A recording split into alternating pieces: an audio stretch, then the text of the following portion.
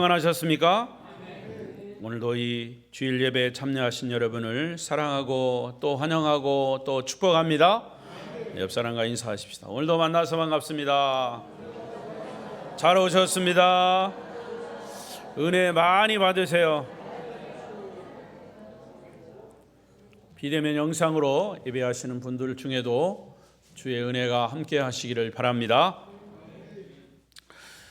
주일 낮 예배는 창세기서를 이제 계속 설교하고 있습니다. 이제 창세기서의 마지막 부분에 와 있습니다. 오늘 말씀의 주제는 다 같이 읽겠습니다. 시작. 꿈을 품은 사람의 삶. 한 번 더. 꿈을 품은 사람의 삶. 우리는 계속 꿈을 품은 요셉의 삶을 지금 따라가고 있습니다. 요셉은 어렸을 때 꿈을 통해서 하나님의 계시를 받았습니다. 그리고 자기 인생이 앞으로 어떻게 될 것인가를 그는 하나님의 꿈 계시를 통해서 어느 정도 알고 있었습니다. 그리고 요셉은 그 꿈이 성취되기를 기대하며 살았습니다. 히브리 단어에 이 나비라고 하는 단어가 있습니다. 나비. 히브리어입니다. 한국어 나비가 아니고 나비. 근데 우리말 성경에는 이 나비라고 하는 히브리어 단어가 세 가지로 번역이 되어 있습니다. 하나는 선지자라는 뜻입니다. 미래를 알고 있는 사람. 두 번째는 예언자, 비슷한 거지만 미래의 일들을 말하는 사람. 선지자는 알고 있고 예언자는 미래의 일을 말하는 자예요. 그리고 또 하나는 비저너리, 영어 단어입니다만은 비저너리, 미래를 내다보는 통찰력이 뛰어난 사람. 이렇게 히브리어 나비라고 하는 단어가 세 가지로 번역되어 있는데 거의 다 비슷비슷한 이야기입니다. 요셉은 바로 꿈을 품은 사람이고 그 꿈을 성취해가는, 통찰력 있게 성취해가는 비저너리입니다. 비저너리. 우리 아름다운 교회 모든 성도들도 비저너리입니다. 왜냐하면 우리는 각자 인생의 삶의 모습은 다 다르다 할지라도 큰 틀 안에서 하나님의 말씀을 통해서 미래를 이미 알고 미래를 보고 있는 사람들이기 때문입니다. 아멘. 먼저 우리는 죽으면 반드시 천국에 간다는 것을 알고 있습니다. 예수님의 공로로, 십자가의 공로로. 그것을 잘 모르면 여러분 큰일 납니다. 내가 예수님 때문에 천국 간다라고 하는 구원의 확신을 가지고 있어야 합니다. 미래를 보는 겁니다. 미래를 아는 겁니다. 미래를 예측하는 겁니다. 이걸 잘 모르고 어정쩡하게 갈까 말까 나는 잘 모른다 그러면 큰일 나는 거예요. 그리고 또 궁극적으로는 하나님과 영원히 함께 살며 하나님을 경배하게 될 것이다. 이것이 이제 우리 믿는 사람들의 꿈이요 비전이요 그리고 비저너리인 것이죠. 무엇보다도 아름다운 교회는 예수님의 명령인 마태복음 28장 19절 20절 예수님의 꿈을 품은 사람들이기 때문에 비저너리라고 할 수 있습니다. 다 같이 읽습니다. 그러므로 너희는 가서 모든 민족을 제자로 삼아 아버지와 아들과 성령의 이름으로 세례를 베풀고 내가 너희에게 분부한 모든 것을 가르쳐 지키게 하라. 볼지어다 내가 세상 끝날까지 너희와 항상 함께 있으리라 하시니라. 할렐루야. 이런 의미에서 세상 끝날까지 함께 하시는 주님과 함께 주님이 분부하신 것을 가르쳐 지키는, 모든 민족을 제자 삼는, 예수의 제자 삼는 것이 예수님의 꿈입니다. 그 꿈을 품고 가는 사람들이 바로 비저너리입니다. 선견자. 하루하루 정확하게 어떤 사건이 미래에 일어날지는 모를지라도 주님이 나의 선한 목자가 되셔서 결국은 우리를 유익하게 만드는 길로 인도해 주실 것을 확신합니다. 아멘. 그것이 바로 비저너리입니다. 따라서 오늘 본문을 통해서 우리는 비저너리 인생을 살기 위해 구체적으로 어떤 삶을 살아야 할 것인가, 꿈을 품은 사람은 어떤 삶을 살아야 하는지 그 해답을 요셉의 삶을 통해서 찾고자 합니다. 첫 번째로 꿈의 사람은 인생 삶의 성공과 실패를 있는 그대로 고백할 수 있어야 합니다. 시작.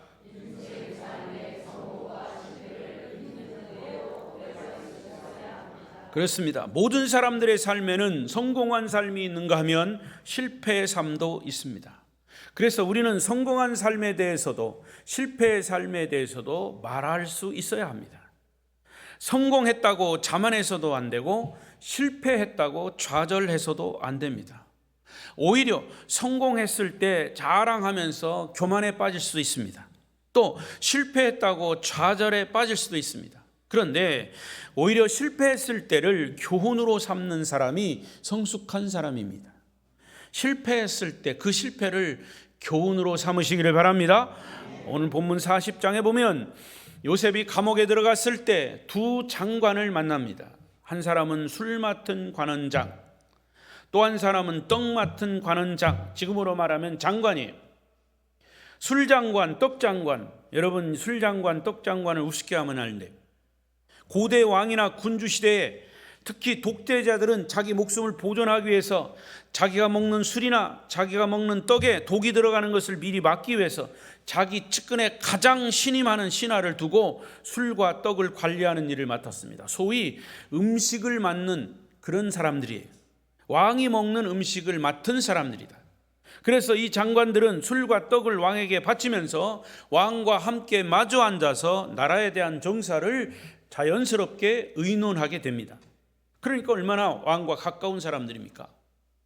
지금의 대통령 비서실장과 같은 아주 중요한 직책이죠. 그런데 이 두 장관이 무엇을 잘못했는지는 몰라도 감옥에 들어가게 된 것입니다. 거기에 요셉이 있었습니다. 영적인 눈으로 보면 하나님이 그들을 요셉에게 보내주신 겁니다. 거기다가 이 두 장관이 요상한 꿈을 꾸었습니다. 아주 우연치고는 참 이상한 우연입니다. 그리고 요셉에게 그 꿈을 해석해 달라고 합니다. 요셉이 꿈쟁이인 줄 어떻게 알았을까요? 너무 재미있는 이야기입니다. 요셉이 기도하고 하나님의 도우심을 받아 두 사람의 꿈을 해석해 줍니다. 하나님이 그들의 앞날을 보여주신 겁니다. 요셉은 그들에게 이렇게 말합니다. 자 40장 8절 시작. 그들이 그에게 이르되 우리가 꿈을 꾸었으나 이를 해석할 자가 없도다. 요셉이 그들에게 이르되 해석은 하나님께 있지 아니하니까 청하건대 내게 이르소서. 자, 그들이 꾼 꿈의 해석은 하나님이 지혜를 주셔야 된다고 요셉이 말하는 겁니다. 그런데 그 두 장관의 꿈의 내용이 서로 반대로 나타납니다. 술장관에게는 매우 긍정적인 미래, 사흘 만에 다시 당신은 감옥에서 나가서 복직이 될 것이다 라는 내용이고, 떡장관에게는 사흘 안에 당신은 죽게 될 것이다 라고 매우 비관적인 이 해석을 해줍니다. 40장 18, 19절입니다. 시작. 요셉이 대답하여 이르되 그 해석은 이러하니 새 광주리는 사흘이라. 지금부터 사흘 안에 바로가 당신의 머리를 들고 당신을 나무에 달리니 새들이 당신의 고기를 뜯어 먹으리이다. 만약 여러분이 이런 비관적인 얘기를 당사자에게 전하는 책임을 맡았다면 여러분 어떻게 하시겠습니까? 참으로 쉽지 않은 얘기입니다. 비록 감옥에 갇혀 있는 상황이지만 당신은 이제 사흘 후면 죽어! 사흘 후면 죽는다고 얘기해 보세요. 말할 수 있습니까? 죽는다는데도 정신 못 차리고 눈 감고 있는 사람이 있어요. 물론 자기가 아니니까 그렇겠지.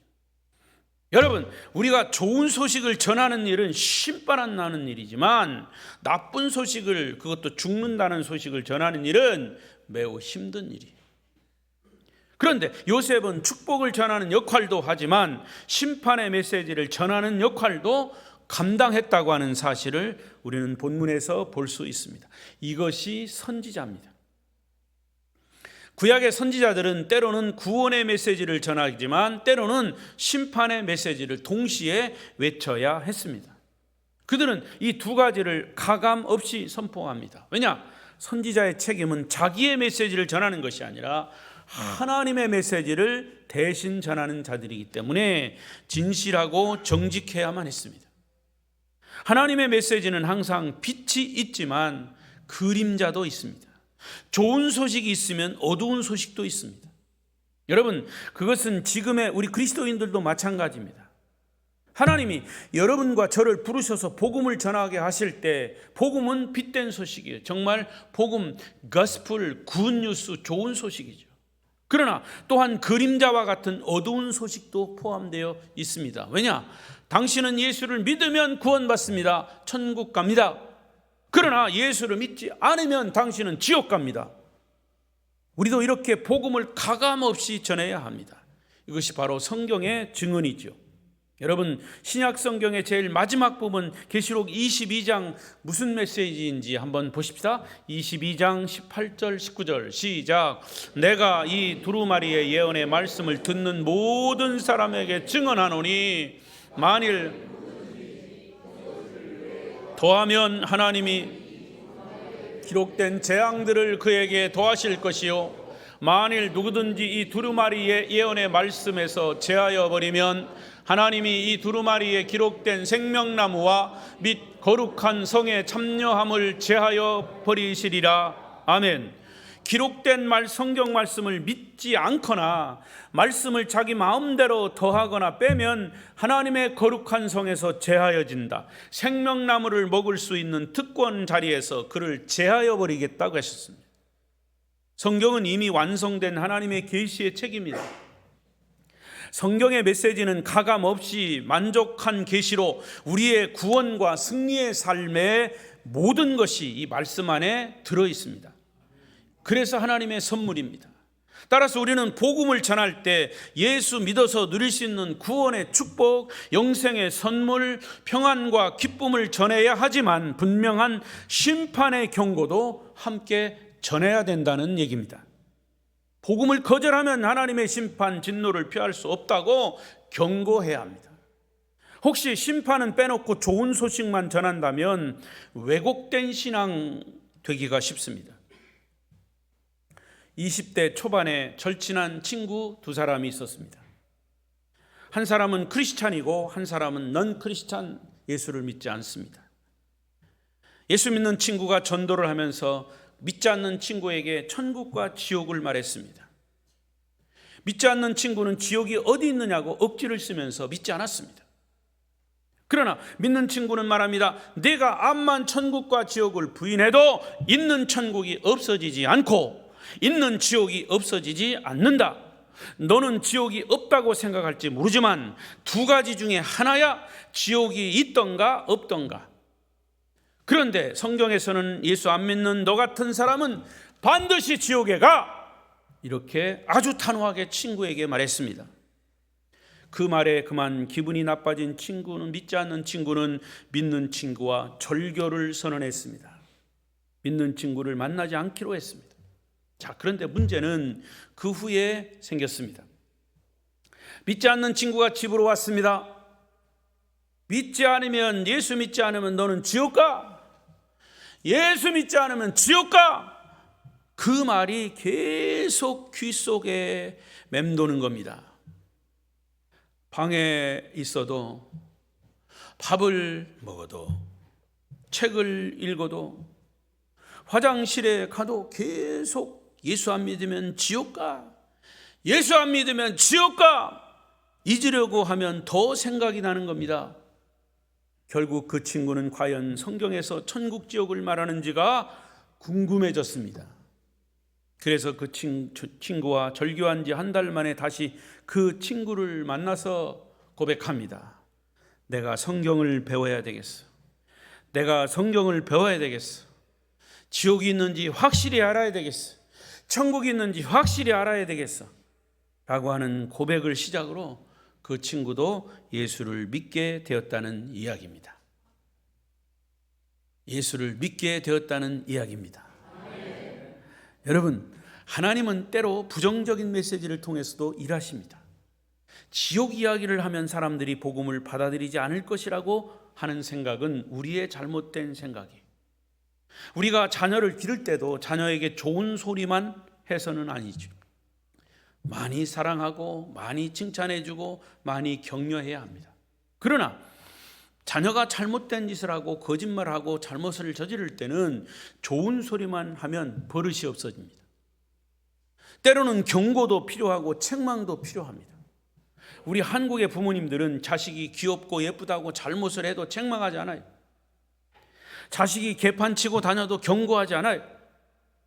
교회 학교 선생님이 뭐라고 하면 우리 자식을 왜 책망하냐고 오히려 부모가 선생님을 나무랍니다. 거꾸로 가는 세상이에요. 매우 위험하고 문제 있는 자식을 키우고 있다는 겁니다. 자녀 교육에도 반드시 균형이 필요합니다. 칭찬이 필요하지만 동시에 책망과 경고도 필요합니다. 그래서 성경은 이 두 가지의 균형을 결코 놓치지 않습니다. 데살로니가 전서 2장 7절에 사도 바울이 데살로니가 성도들을 양육할 때, 말씀으로 양육할 때 어떻게 말씀했는지 보십시다. 7절 시작. 우리는 그리스도의 사도로서 마땅히 권위를 주장할 수 있으나 도리어 너희 가운데에서 유순한 자가 되어 유모가 자기 자녀를 기름과 같이 하였으니, 바울은 맡겨진 영혼들을 양육할 때, 말씀으로 양육할 때 유모처럼 했다고 그랬습니다. 유모는 젖을 주면서 따뜻하고 유순합니다. 그러나 바울이 이런 태도로만 양육하지 않았습니다. 그 다음 11절을 보십시오. 시작. 너희도 아는 바와 같이 우리가 너희 각 사람에게 아버지가 자기 자녀에게 하듯 권면하고 위로하고 경계하노니, 아버지가 자녀에게 하듯이 책망도 하고 위로도 하지만 경계했다는 말은 엄하게 양육하고 엄하게 책망했다는 겁니다. 따라서 유순함과 엄격함의 조화가 이루어질 때 균형이 가능한 것입니다. 자, 성경 말씀은 바로 이런 말씀입니다. 디모데후서 3장 16절 17절 시작. 모든 성경은 하나님의 감동으로 된 것으로 교훈과 책망과 바르게 함과 의로 교육하기에 유익하니, 이는 하나님의 사람으로 온전하게 하며 모든 선한 일을 행할 능력을 갖추게 하려 함이라. 우리가 성경을 배우고 읽는 것은 구원받은 하나님의 자녀로 혹은 하나님의 사람으로, 온전한 사람으로 선한 일을 일할 능력, 그것을 갖추기 위함이에요. 그렇게 되려면 교훈도 하고 책망도 하고 바르게 함과 함께 유익하게 양육을 받아야 된다, 그 말이죠. 계시록 2장 3장의 아시아 7교회를 향한 편지를 보면서 동일하게 나타난 부분이 있습니다. 그것은 그 7교회를 향해서 동일하게 칭찬한 부분이 있고, 그 다음에 아주 신랄하게 책망한 부분도 있습니다. 이 두 가지가 공존돼야 합니다. 우리가 칭찬만 있고 책망이 없을 때 또 다른 역기능적인 부작용이 일어난다는 사실을 알아야 합니다. 칭찬만 있고 책망이 없으면 잘못된 것을 바로잡을 수 없습니다. 그래서 책망도 필요하고 경고도 필요합니다. 요셉은 그런 비전어리의 인생을 살았습니다. 우리 역시 선지자로서, 선견자로서, 전도자로서의 하나님의 말씀의 진리를 이웃들과 나눌 때 인생 삶의 성공과 실패를 함께 이렇게 고백할 수 있어야 합니다. 꿈을 품은 사람은 성공의 삶인 빛의 삶도 고백해야 하지만 부끄러운 실패의 삶, 어두운 그림자의 삶을 있는 그대로 담백하게 고백해야 합니다. 그것이 때로는 하나님 앞에서는 회개일 수 있습니다. 그리고 여러분들은 그 실패를 교훈 삼는 성숙한 믿음의 삶을 사시기를 축원합니다. 두 번째로, 꿈의 사람은 인생의 실패한 시간을 믿음으로 견디는 삶을 살아야 합니다. 시작.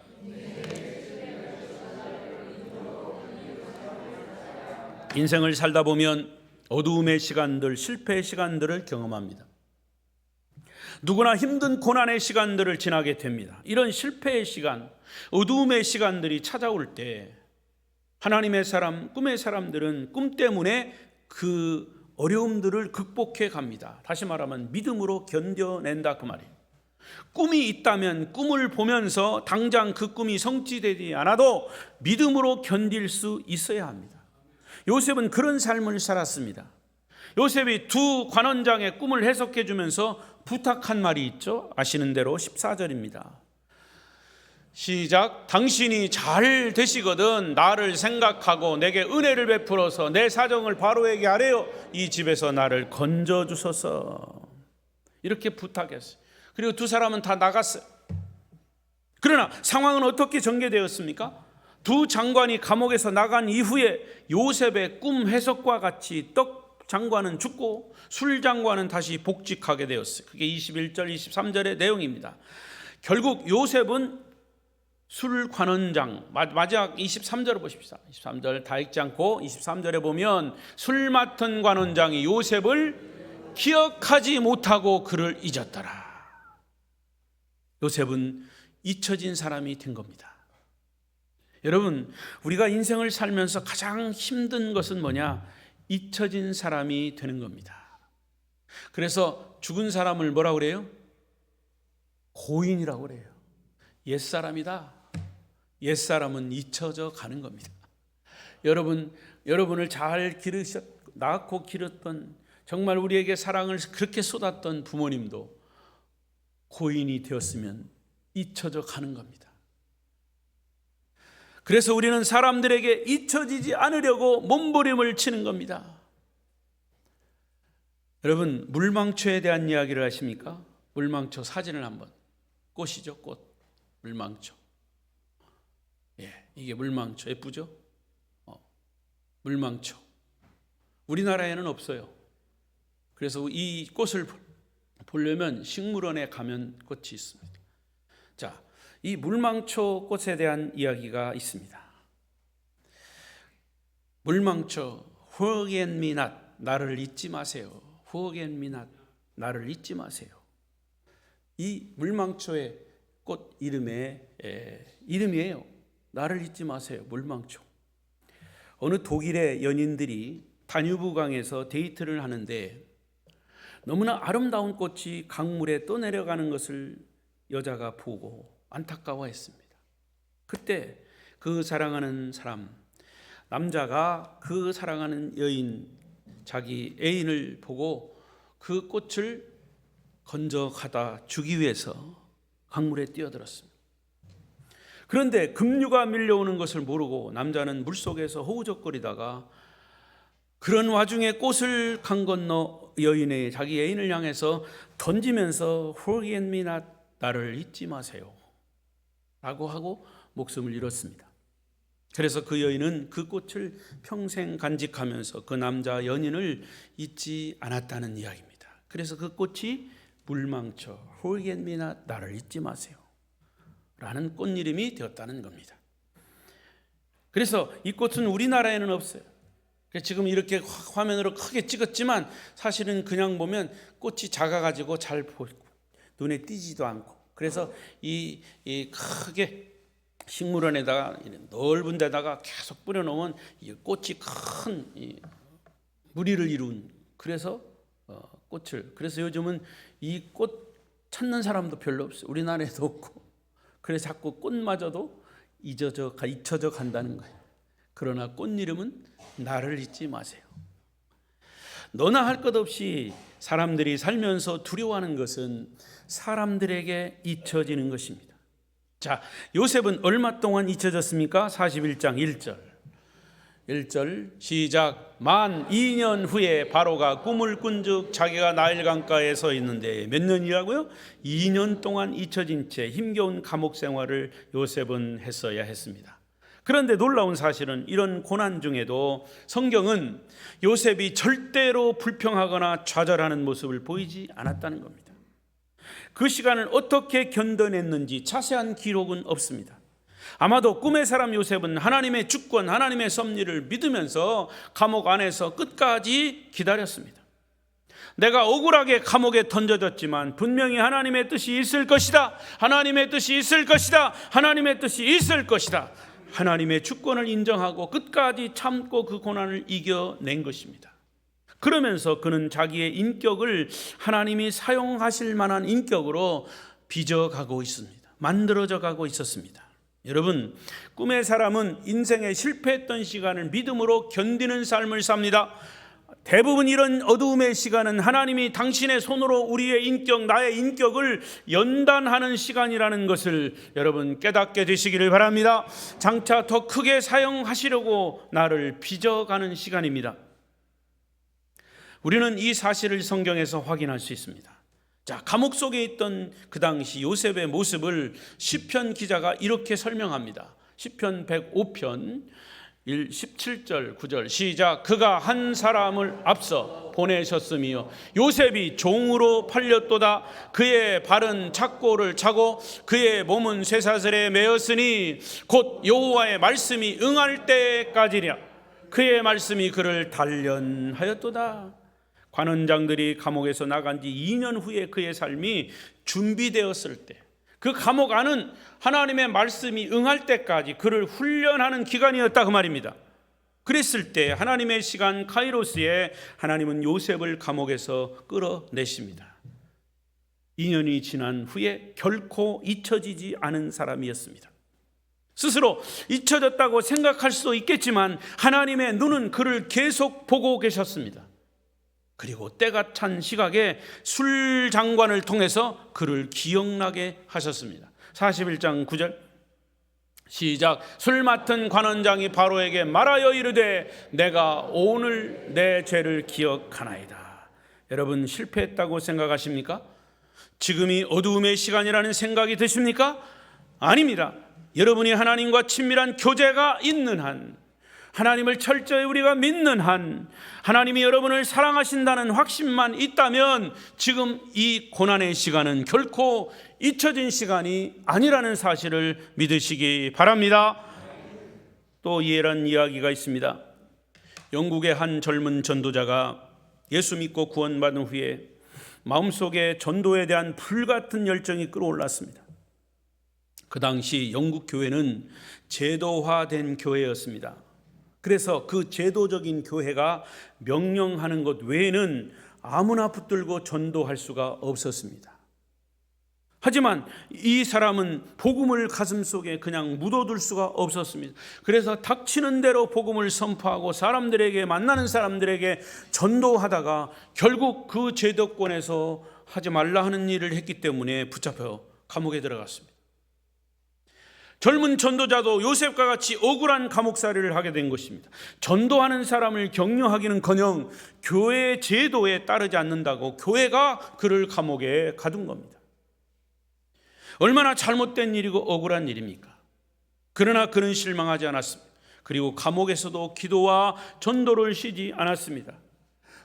그가 기도할 때 그의 인생의 앞날이 보이기 시작했습니다. 자신은 비록 감옥에 있지만 나는 고난을 이기고 감옥에서 나갈 것이고 감옥에서 나간 후에 나는 복음을 전하다가 천국에 갈 것이다. 할렐루야. 그는 그 꿈을 잃지 않았습니다. 그리고 천국에 들어가는 자기 모습을 바라보면서 한 사람이 예수 믿고 고난의 과정을 통과한 이후에 천국에 들어가는 이 놀라운 드라마를 책으로 쓰기 시작했습니다. 글로 쓰기 시작했습니다. 그리고 그 책을 완성하고 감옥에서 나왔을 때 그는 세계적으로 유명한 작가가 되어 있었습니다. 그가 바로 존 버년. 그가 쓴 책은 철로 역정입니다. 어두움의 시간, 실패의 시간 속에서도 꿈을 잃지 않고 믿음으로 인내하는 자는 반드시 하나님의 놀라운 쓰임받는 축복의 도구가 될 것을 믿으시기 바랍니다. 아름다운 교회 성도 여러분들은 꿈을 품은 비저너리임을 믿으시기 바랍니다. 여러분은 인생의 어두웠던 시간들을, 실패했던 시간들을 믿음으로 견디는 삶을 사셔서 주님의 꿈을 성취하시기를 축원합니다. 마지막 세 번째로, 꿈의 사람은 시작. 인생의 꿈이라는 큰 틀을 바라보고 삶을 살아야 합니다. 인생의 큰 꿈, 큰 틀, 꿈이라는 큰 틀, 이것을 보아야 합니다. 감옥에 있는 요셉은 억울한 일들이 얼마든지 있었습니다. 누구에게 억울했죠? 첫째는 보디발에게 충성을 다했는데 그의 아내 때문에 누명을 쓰고 감옥에 들어왔습니다. 보디발의 아내를 원망할 수도 있습니다. 그리고 꿈을 해석해주고 당신을 잊지 않겠다고 철석같이 약속한 술관은 복직되고 나서 요셉을 잊어버린 술 장관을 요셉은 원망할 수 있었습니다. 그리고 드디어 요셉에게 복수의 기회가 왔습니다. 요셉이 바로 왕 앞에 서게 된 것이죠. 그 당시에 전 세계 최고 통치자 바로 앞에 섰을 때 요셉은 바로 왕의 꿈을 해석하기 전에 얼마든지 보디발의 이야기도 그의 아내 이야기도 술장관의 이야기를 하면서 자기 억울한 사정을 바로에게 다 아뢰므로 원수를 갚을 수도 있었습니다. 그렇지 않겠습니까? 그러나 우리는 성경에서 요셉이 그런 얘기를 했다는 기록은 전혀 없습니다. 자, 창세기 41장 14절 16절 시작. 이에 바로가 사람을 보내어 요셉을 부르매 그들이 급히 그를 옥에서 내놓은지라. 요셉이 곧 수염을 깎고 그의 옷을 갈아입고 바로에게 들어가니 요셉이 바로에게 대답하여 이르되 내가 아니라 하나님께서 바로에게 편안한 대답을 하시리이다. 하나님께서 바로에게 편안한 대답을 하실 것이다. 바로에게, 곧바로 바로에게 요셉은 하나님을 전하고 있습니다. 그리고 바로를 안심시키고 있습니다. 그리고 창세기 41장 33, 35절에 보십시오. 바로께서는 명철하고 지혜 있는 사람을 택해서 애굽 땅을 다스리게 하시고 바로께서는 또 이같이 행하사 나라 안에 감독관들을 두어 7해 풍년의 애굽 땅의 5분의 1을 거두되 그들로 장차 올 풍년의 모든 곡식을 거두고 그 곡식물을 바로의 손에 돌려 양식을 위하여 각 성읍에 쌓아두게 하소서. 하나님 주신 지혜로 꿈을 명쾌하게 해석합니다. 요셉은 일체 다른 얘기하지 않고 오히려 애굽이라는 국가의 미래에 대해서 창조적인 제안을 하고 있습니다. 풍년의 때 곡식을 쌓아도 흉년의 어려움을 준비해야 된다면서 애굽의 꿈을 제시하고 있습니다. 요셉은 한 나라의 미래를 향한 꿈에 집중했습니다. 그리고 그의 억울함은 다 하나님께 맡겼습니다. 따라하십시오. 억울함을 맡기자. 하나님께 맡기자. 하나님이 요셉의 억울함을 풀어주실 것을 그는 믿었습니다. 여러분, 하나님만 믿고 의지하시기를 바랍니다. 하나님의 여러분의 형편을 다 알고 계십니다. 지금은 어렵고 힘들더라도 하나님만 바라보고 믿음을 잃지 않으면 모든 것이 합력하여 선을 이루어 주실 줄 믿습니다. 할렐루야. 말씀을 정리하겠습니다. 성도 여러분, 꿈의 사람 요셉은 인생이라고 하는 인생의 꿈이라는 큰 틀을 보는 눈이 있었습니다. 안목이 있었어요. 그것은 이미 요셉이 어렸을 때 하나님께로부터 받은 꿈이에요. 감옥에 있을 때, 억울하게 감옥에 있을 때 생각해 보십시오. 별별 원망을 다 할 수 있습니다. 하나님이 나에게 꿈을 주셨는데 내가 왜 이렇게 억울하게 옥에 갇혀 있어야 합니까? 라고 원망 불편하면서 그 감옥 속에 있었을 수 있습니다. 그러나 요셉은 그렇게 하지 않았습니다. 그는 끝까지 하나님 주신 꿈을 붙잡았습니다. 그런데 이것이 바로 예수님이 보여주신 삶이 아닙니까? 예수님도 얼마나 억울한 일이 많았습니까? 그러나 예수님은 억울하게 받은 고난을 어떻게 극복해 가셨습니까? 보십시다. 베드로전서 2장 22절 3절 시작. 그는 죄를 범하지 아니하시고 그 입에 거짓도 없으시며 욕을 당하시되 맞대어 욕하지 아니하시고 고난을 당하시되 위협하지 아니하시고 오직 공의로 심판하시는 이에게 부탁하시며. 할렐루야. 예수님도 억울한 일은 다 하나님께 맡겼습니다. 그분에게 주어진 세계 비전을 향해서 묵묵히 걸어가실 뿐이었습니다. 요셉 역시 억울한 것은 다 하나님께 맡기고 미래를 꿈꾸었습니다. 그리고 미래를 향하여 당당히 나아갔습니다. 여러분, 소인배는 항상 자기가 받은 손해에 집중합니다. 소인배는 자기 이익에만 집중합니다. 그리고 자기 자존심과 자기 체면에만 집중합니다. 소인배. 하지만 주님의 꿈을 품은 사람, 하나님의 백성들은 요셉은 큰 사람, 대인배입니다. 큰 꿈에 집중한 사람이에요. 이런 요셉에게 바로 왕이 한 말이 있습니다. 38절 시작. 바로가 그의 신하들에게 이르되 이와 같이 하나님의 영에 감동된 사람을 우리가 어찌 찾을 수 있으리요. 하나님과 바로는 전혀 상관없어요. 바로는 하나님을 전혀 믿지 않아요. 그러나 바로 왕이 이런 말을 할 때는 이미 바로가 요셉에게 감동받은 것입니다. 하나님의 사람. 이런 삶이 하나님께로부터 꿈을 품은 사람의 삶이에요.